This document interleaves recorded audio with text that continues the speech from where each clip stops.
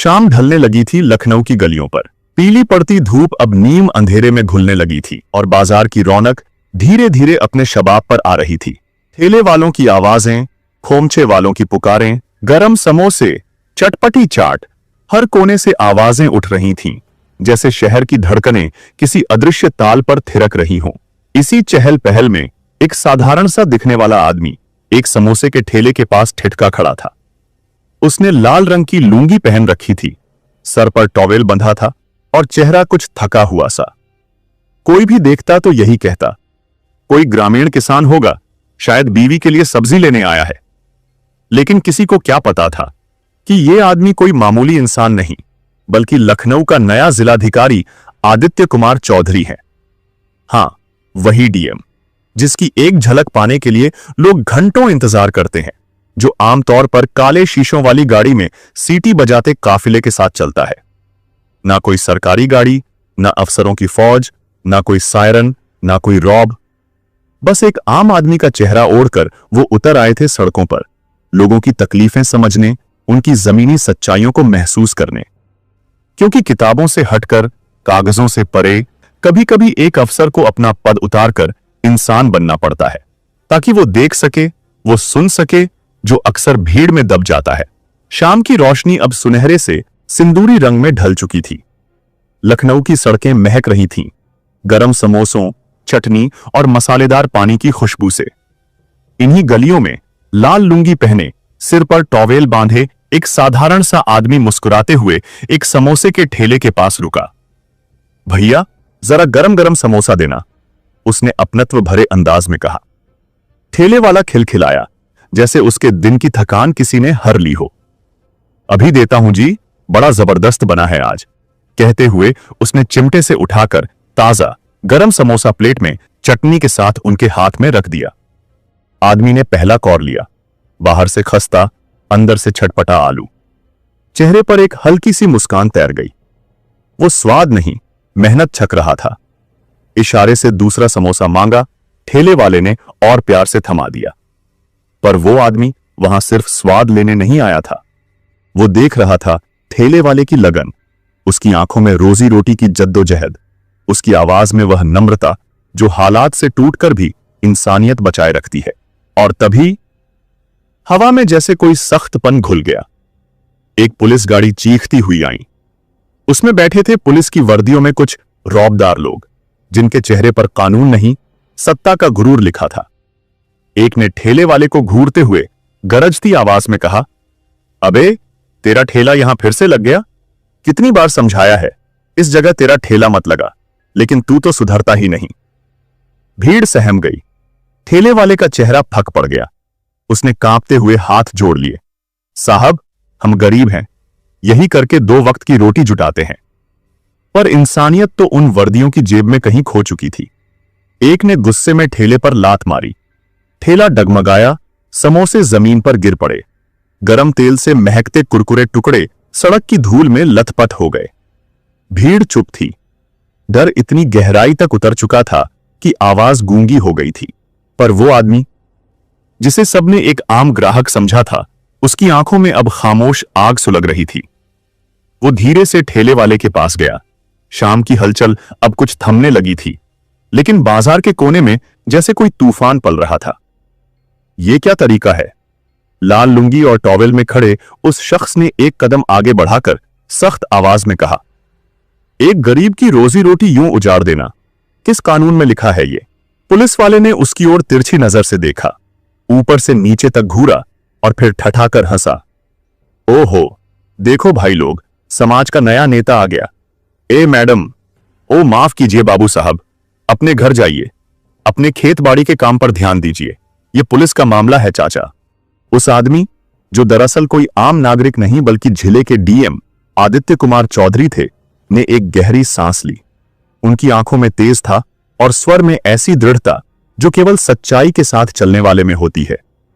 गरीबों पर हाथ उठाना, उनकी जिंदगी रौंद देना, किस कानून में लिखा है ये? उनका सवाल सीधा पुलिस की आत्मा पर चोट कर गया। लेकिन इंसानियत जिनके भीतर बची ही न हो, उन्हें चोट क्या लगती? एक सिपाही का चेहरा तमतमा उठा और फिर बिना किसी चेतावनी के उसने झल्लाकर डीएम के गाल पर एक जोरदार तमाचा रसीद कर दिया। थापड़ की आवाज भीड़ में सन्नाटा भर गई। चेहरे पर लाल निशान उभर आया था। लोग स्तब्ध थे। एक आम आदमी पर पुलिस ने सरेआम हाथ उठा दिया, लेकिन पुलिस वालों के चेहरे पर जरा भी पश्चाताप नहीं था। एक ने उनकी हाथ मरोड़ते हुए कहा, बहुत हो गया तेरा कानून ज्ञान, चल थाने। अब डीएम आदित्य को एहसास होने लगा कि मामला बढ़ चुका है। मन ही मन सोचा, अब पहचान बता दूं? पर अगले ही पल खुद को रोका। नहीं, मुझे देखना है आम जनता के साथ क्या होता है। अगर अभी ही पहचान बताई तो ये डरकर रुक जाएंगे। यह नाटक अभी जारी रहेगा। उन्होंने विरोध नहीं किया। हाथों में हथकड़ी डाल दी गई और उन्हें धक्के देते हुए पुलिस जीप में बैठा लिया गया। जीप में बैठते ही पुलिस वालों के मुंह खुल गए। अबे ये औरत जैसी शक्ल वाला मर्द बहुत तेज है, कहीं किसी बड़े आदमी का नौकर तो नहीं? क्या पता किसी नेता की रखैल का बॉडीगार्ड हो। भाषण झाड़ रहा था जैसे डीएम हो खुद का। डीएम आदित्य सुनते रहे। उनका चेहरा शांत था, पर भीतर एक तूफान मचल रहा था। थाने पहुंचते ही उन्हें अंदर एक छोटे सड़े हुए लॉकअप में डाल दिया गया। कमरे में सीलन, बदबू और दीवारों पर पान की पीखें थीं। एक कोना तो ऐसा लग रहा था मानो वहां से अब तक कोई झाड़ू नहीं गुजरा हो। और वहां पहले से बंद थे कुछ पुरुष कैदी, बेबस, सहमे हुए, बिखरे बाल, गंदे कपड़े और आंखों में एक गहरी थकान। उनमें से एक ने धीमे स्वर में पूछा, भाई तुझे क्यों पकड़ा? डीएम आदित्य ने हल्की मुस्कान के साथ जवाब दिया, गरीब की मदद करने की गलती कर दी। दूसरे कैदी ने लंबी सांस लेते हुए कहा, हम गरीबों की यही किस्मत है। यहां पुलिस इंसान नहीं समझती। अगर तेरे पास पैसे या कोई बड़ा जानने वाला नहीं है तो ये लोग तुझे नोच डालेंगे। डीएम ने ध्यान से सुना। अब तक जो सुना था वो देख भी रहे थे। पुलिस की मनमानी, अत्याचार और सिसकती इंसानियत अब उनके सामने थी, बिना किसी पर्दे के। कुछ देर बाद दरवाजा जोर से खुला। एक इंस्पेक्टर अंदर आया, तिरछी हंसी के साथ डीएम को देखा और बोला, समाज सुधारक बना है, चल इस पे साइन कर, लिख कि तूने सरकारी काम में बाधा डाली है, नहीं तो आज की रात यहीं सड़। डीएम ने उसकी आंखों में सीधी नजर डाली। मैंने कोई गुनाह नहीं किया, साइन क्यों करूं? इंस्पेक्टर भड़क उठा, टेबल पर जोर से हाथ मारा और चीखा, तेरी हिम्मत तो देख। अबे सिपाही, इसे अंदर ले जा और समझा इसे। अब डीएम गहरी सोच में थे। क्या अब समय आ गया है कि वह अपने असली रूप में सामने आए, या अभी भी यह नाटक चलता रहे ताकि वह देख सकें आम आदमी के हिस्से में यह सिस्टम कितना अन्याय रखता है? अभी फैसला लेना बाकी था, लेकिन यह साफ था बदलाव की आंधी धीरे धीरे उठने लगी थी। यह इंसाफ की लड़ाई थी, लेकिन अभी नाम उजागर करना ठीक नहीं था। डीएम साहब ने निश्चय किया था, जब तक हालात अपनी हदें पार नहीं कर लेते वे एक आम नागरिक बनकर ही रहेंगे। मगर अब वे उस हद तक पहुंच चुके थे। कुछ देर बाद वही इंस्पेक्टर जिसने उन्हें धक्का देकर लॉकअप में फेंका था, 2 सिपाहियों के साथ लौट आया। आंखों में तुच्छता और होठों पर तिरस्कार लिए उसने कहा, अब भी अकड़ बाकी है? चल आगे कर, हाथ और साइन कर इस बयान पर।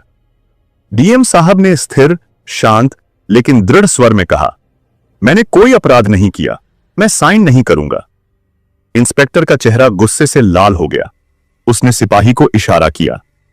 अगले ही पल एक सिपाही ने डीएम साहब के बालों को जोर से पीछे खींचा।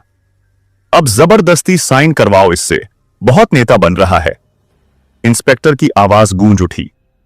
डीएम साहब दर्द में थे, लेकिन उनकी आंखों की आग बुझी नहीं।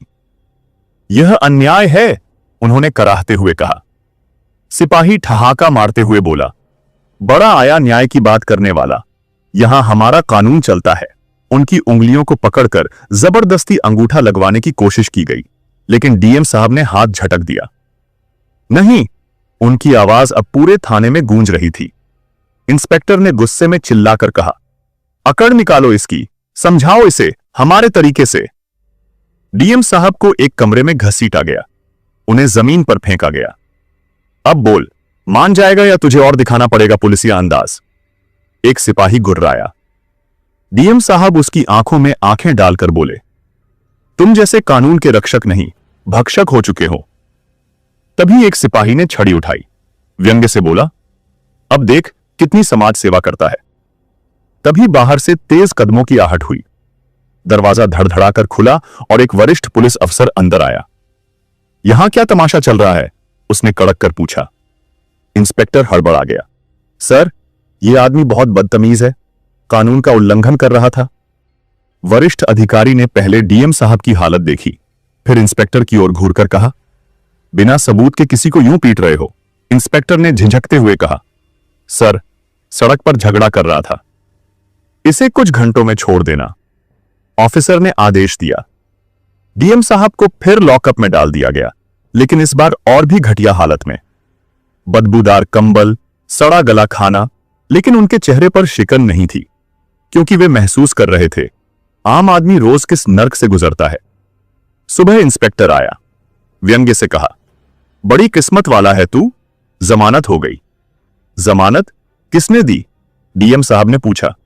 पता नहीं कौन मूर्ख आया है, कोई तो होता ही है तेरे जैसे लोगों के लिए। इंस्पेक्टर हंसा। बाहर एक पत्रकार खड़ा था जो सच की तलाश में आया था। आपको किस आरोप में पकड़ा गया? डीएम साहब मुस्कुराए। इंसानियत दिखाने की सजा मिली है। तभी कुछ दूर एक बूढ़ी औरत अपने बेटे की गिरफ्तारी के लिए रो रही थी। साहब, मेरी सुन लो। लेकिन पुलिस ने उसे धकियाकर भगा दिया। अब डीएम साहब की आंखों में वो चिंगारी थी। वक्त आ गया था।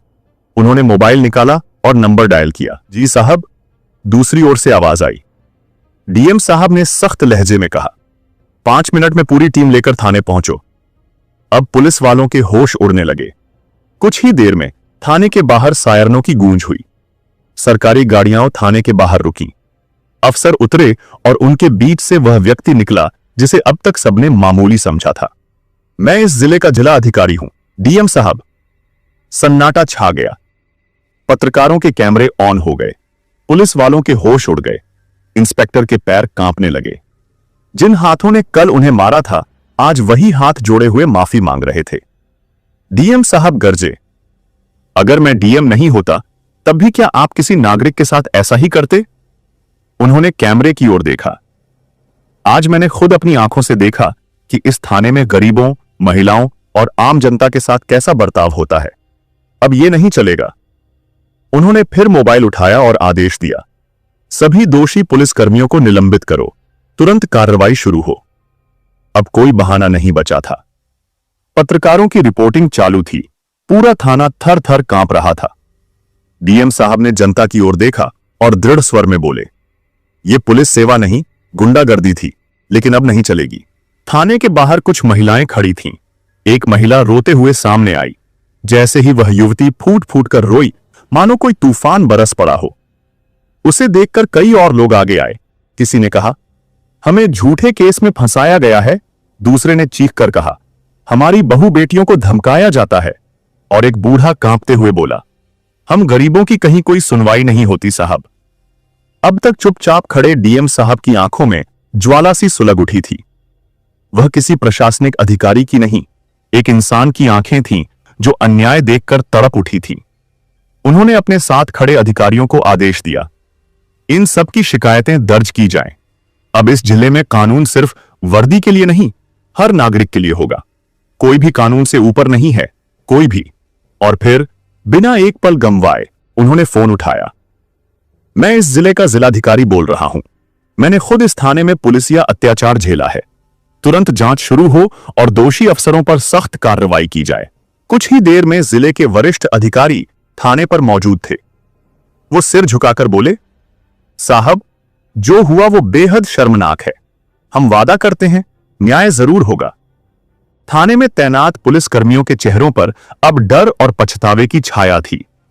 आज पहली बार उनके अपने ही थाने की दीवारों में न्याय की गूंज सुनाई दे रही थी। डीएम साहब ने चारों ओर देखा और गहरी सांस लेते हुए कहा, इस थाने में हर कोने में सीसीटीवी कैमरे लगेंगे और मैं खुद इनकी जांच करूंगा ताकि कोई भी मासूम कभी दोबारा प्रताड़ित ना हो। फिर उनकी नजर उस इंस्पेक्टर पर गई जो अब कांप रहा था, जैसे उसकी वर्दी का बोझ अचानक बहुत भारी हो गया हो। तुमने वर्दी नहीं पहनी थी, तुमने सत्ता का घमंड पहन रखा था। अब न सिर्फ तुम्हारी नौकरी जाएगी, बल्कि जेल की हवा भी खानी पड़ेगी। इंस्पेक्टर घुटनों के बल गिर पड़ा। साहब माफ कर दीजिए, मेरे बच्चे भूखे मर जाएंगे, मेरी मां बीमार है। डीएम साहब की आवाज बर्फ जैसी ठंडी थी। जब तुमने एक निर्दोष आदमी को पीटा था, तब तुम्हें अपने परिवार की याद क्यों नहीं आई थी? सन्नाटा। पूरे पुलिस स्टेशन में सिर्फ उस एक सवाल की गूंज रह गई। इसके बाद डीएम साहब मीडिया की ओर मुड़े और बोले, अगर पुलिस अपने कर्तव्य निभाएगी तो जनता सिर माथे बिठाएगी, लेकिन अगर वही पुलिस अत्याचार करेगी तो उसे जवाब भी देना होगा। यह शब्द नहीं थे, क्रांति का बिगुल था। सोशल मीडिया पर वीडियो आग की तरह फैल गया। हर तरफ सिर्फ एक नाम गूंज रहा था, डीएम साहब। लोग कह रहे थे, आज भी कुछ अफसर ईमानदारी की मिसाल बन सकते हैं, और दूसरी ओर दोषी पुलिस कर्मियों पर कार्रवाई शुरू हो चुकी थी। कई निलंबित हुए, कुछ बर्खास्त। उनकी जगह अब नए, ईमानदार और संवेदनशील अफसरों की नियुक्ति हो रही थी। यह सिर्फ एक कार्रवाई नहीं थी, यह एक नई व्यवस्था की शुरुआत थी। एक ऐसा युग जहां डर नहीं, भरोसा शासन करता था। कुछ दिनों बाद मीडिया के सामने खड़े होकर डीएम साहब ने कहा, अब इस जिले में लोग पुलिस से नहीं, अपराध से डरते हैं, और यही सबसे बड़ी जीत है। लेकिन हमारी जिम्मेदारी यहीं खत्म नहीं होती। हमें अपने अधिकार का इस्तेमाल सिर्फ राज करने के लिए नहीं, सेवा के लिए करना होगा। उनके शब्दों ने उस दिन पूरे जिले में नई उम्मीद भर दी। अब लोग पुलिस से नहीं कांपते, बल्कि उनसे सवाल पूछते हैं, क्योंकि अब उन्हें पता है, अगर वो सच बोलेंगे तो डीएम साहब जैसे अफसर उनके पीछे खड़े मिलेंगे। वो इंस्पेक्टर जो कभी अपनी वर्दी पर इतराता था, अब जेल की सलाखों के पीछे अपने फैसलों पर पछता रहा था। उसे समझ आ गया था, सत्ता का गलत इस्तेमाल न सिर्फ करियर तबाह करता है, बल्कि इंसान की इज्जत भी मिट्टी में मिला देता है। डीएम साहब की निडरता ने यह साबित कर दिया, अगर एक व्यक्ति अन्याय के खिलाफ खड़ा हो जाए तो पूरा सिस्टम हिल सकता है। इस घटना ने पूरे समाज को एक सीख दी, कानून से ऊपर कोई नहीं है, चाहे वो किसी भी कुर्सी पर क्यों ना बैठा हो। डीएम साहब ने न सिर्फ एक भ्रष्ट तंत्र को चुनौती दी, बल्कि उन हजारों गुमनाम चेहरों को आवाज दी जो बरसों से न्याय का इंतजार कर रहे थे। यह बदलाव किसी नीति से नहीं, एक सच्चे इरादे और ईमानदार कदम से आया था। और आज हर कोई जानता है, अगर अन्याय होगा तो डीएम साहब जरूर आएंगे। अगर आपको यह कहानी पसंद आई हो तो इसे जरूर शेयर करें, क्योंकि बदलाव की शुरुआत एक कहानी से भी हो सकती है।